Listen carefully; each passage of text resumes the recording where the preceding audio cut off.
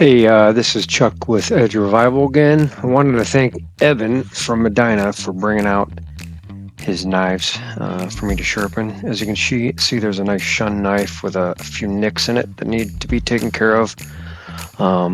First thing I do here, you'll see my first process is I'm checking for any damage on the blade, and let's see here, I'll just make a few swipes across the belt, light swipes, to get rid of those nicks and chips that might be in the blade.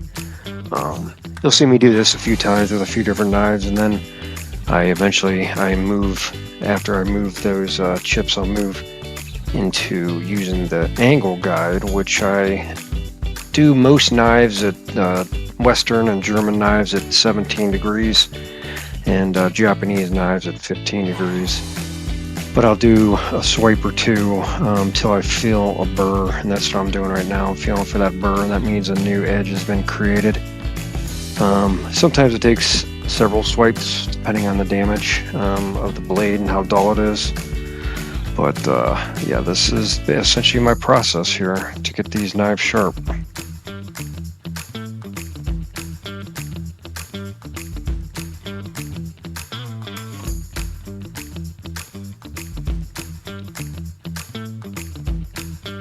Then I move on to the next step, which is a finer grit belt run at a slower speed to kind of refine the edge and also remove that wire edge burr that's been created. And I'll go through that same process with every knife till I don't feel that burr quite as prominently. And the last step I do is a leather strop wheel to basically get it hair popping sharp. I'll do that with every knife, and I feel to make sure there's no itty bitty burr on the end of the edge that would affect the cutting quality.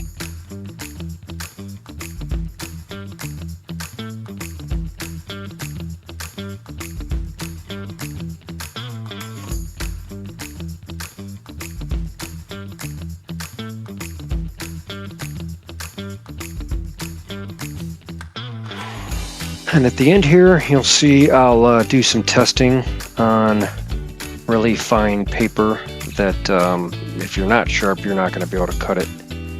It'll just kind of bend with the pressure of the blade if it's not sharp. I'm just testing here to make sure it cuts through cleanly. If it catches or tears in any way, I kind of have to go back and go through some of the refinement of the edge process. Thanks again, and reach out if you need me.